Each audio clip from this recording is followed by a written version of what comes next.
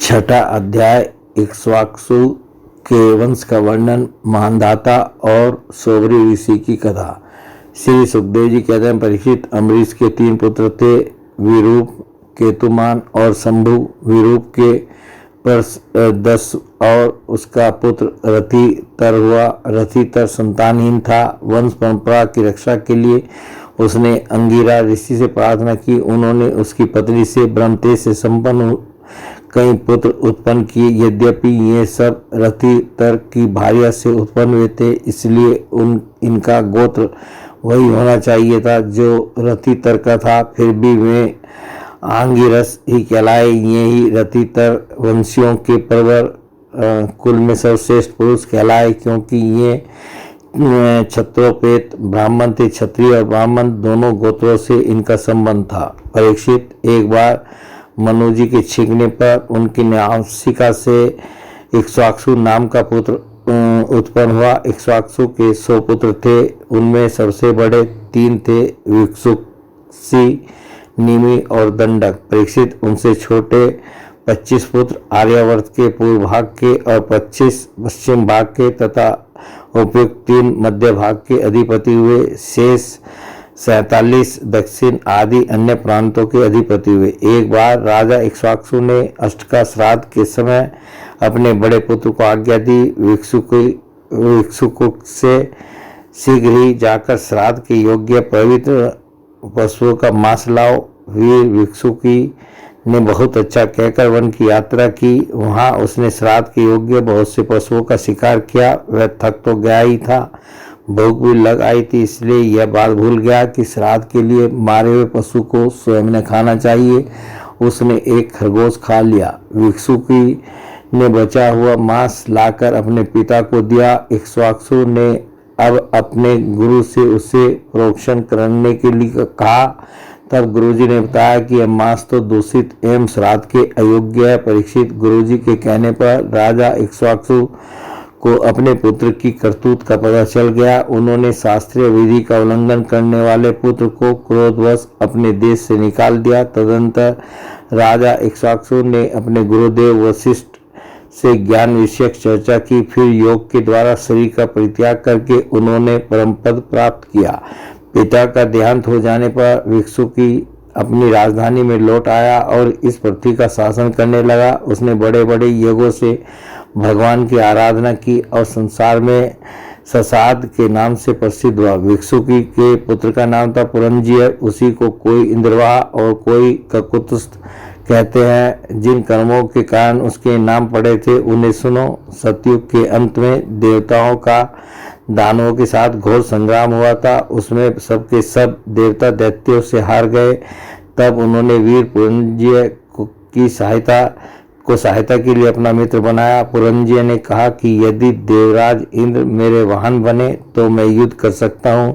पहले तो इंद्र ने अस्वीकार कर दिया, परंतु देवताओं के आराध्य देव सर्वशक्तिमान विश्वात्मा भगवान की बात मानकर पीछे में एक बड़े भारी बैल बन गए।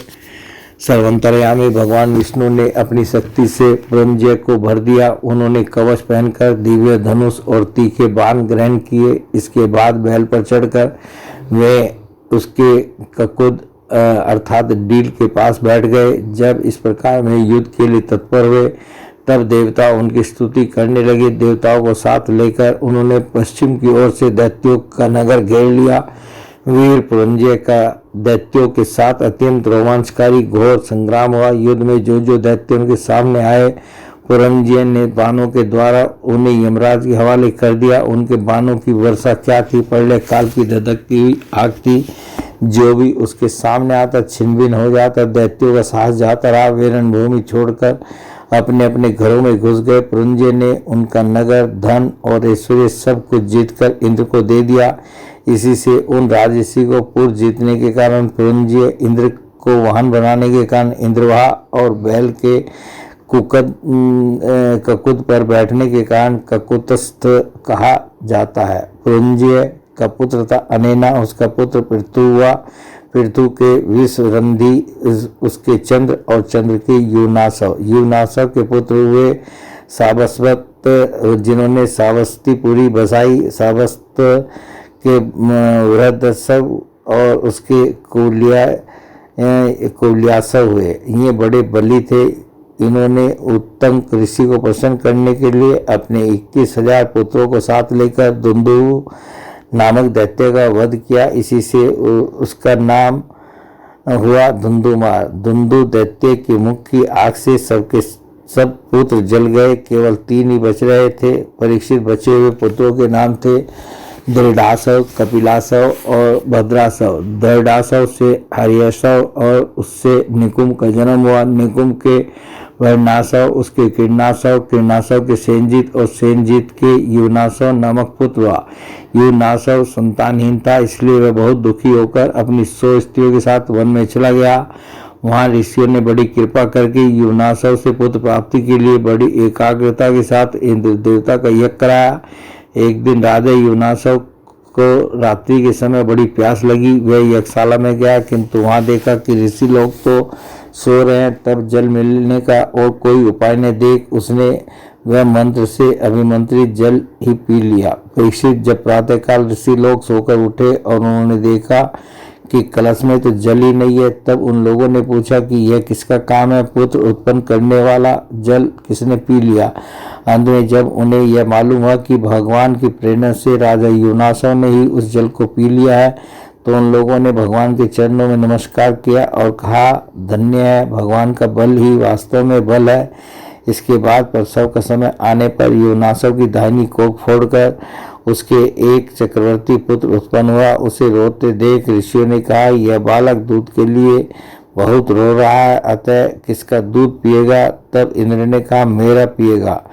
माधाता, बेटा तू रो मत। यह कहकर इंद्र ने अपनी तर्जनी अंगुली उसके मुंह में डाल दी। ब्राह्मण और देवताओं के प्रसाद से उस बालक के पिता युवनासव की भी मृत्यु नहीं हुई। वह वही तपस्या करके मुक्त हो गया। परीक्षित, इंद्र ने उस बालक का नाम रखा त्रैदस्यु, क्योंकि रावण आदि दस्यु लुटेरे उससे उद्विग्न एवं भयभीत रहते थे। युवनासव के पुत्र मानधाता त्रैदस्यु चक्रवर्ती राजा हुए। भगवान के तेज से तेजस्वी होकर उन्होंने अकेले ही 7 द्वीप वाली पृथ्वी का शासन किया। वे यद्यपि आत्मज्ञानी थे, उन्हें कर्म कांड की कोई विशेष आवश्यकता नहीं थी, फिर भी उन्होंने बड़ी बड़ी दक्षिणा वाले यज्ञों से उन यज्ञ स्वरूप प्रभु की आराधना की, जो स्वयं प्रकाश, सर्वदेव स्वरूप, सर्वात्मा एवं इंद्रियातीत हैं। भगवान के अतिरिक्त और है ही क्या? यज्ञ की सामग्री, मंत्र, विधि, विधान, यज्ञ, यजमान, ऋतु, धर्म, देश और काल, यह सब का सब भगवान का ही स्वरूप तो है। परीक्षित, जहाँ से सूर्य का उदय होता है, जहाँ वे अस्त होते हैं, वह सारा का सारा भूभाग युवनासव के पुत्र मानधाता के ही अधिकार में था। राजा मानधाता की पत्नी ससबिंदु की पुत्री बिंदुमती थी। उसके गर्भ से उनके 3 पुत्र हुए, पुरुकुत्स, अम्बरीश, ये दूसरे अम्बरीश हैं, और योगी मुचुकुंद। इनकी 50 बहनें थी। उन 50 ने अकेले सोबरी ऋषि को पति के रूप में वर्ण किया। परम तपस्वी सोबरी जी एक बार यमुना जल में डुबकी लगाकर तपस्या कर रहे थे। वहां उन्होंने देखा कि एक मत्स्यराज अपनी पत्नियों के साथ बहुत सुखी हो रहा है। उसके इस सुख को देखकर ब्राह्मण सोबरी के मन में भी विवाह करने की इच्छा जग उठी और उन्होंने राजा मानधाता के पास आकर उनकी 50 कन्याओं में से एक कन्या मांगी। राजा ने कहा, ब्राह्मण, कन्या स्वयंवर में आपको चुन ले तो आप उसे ले लीजिए। सोबरी ऋषि राजा मानधाता का अभिप्राय समझ गए। उन्होंने सोचा कि राजा ने इसलिए मुझे ऐसा सूखा जवाब दिया है कि अब मैं बूढ़ा हो गया हूँ, शरीर में झुर्रियाँ पड़ गई हैं, बाल पक गए हैं और सिर कांपने लगा है।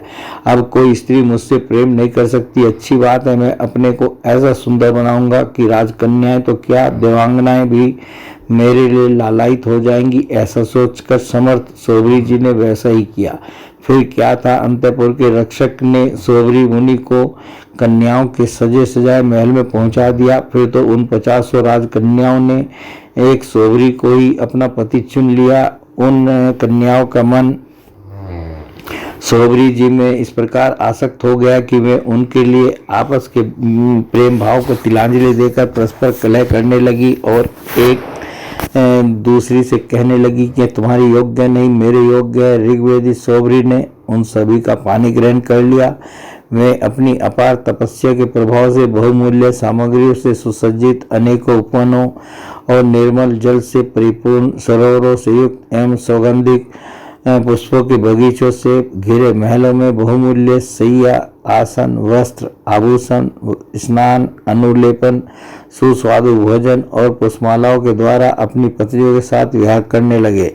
सुंदर सुंदर वस्त्राभूषण धारण किए स्त्री पुरुष सर्वदा उनकी सेवा में लगे रहते। कहीं पक्षी चहकते रहते तो कहीं भोरे गुंजार करते रहते और कहीं कहीं बंदीजन उनकी वीरतावली का बखान करते रहते।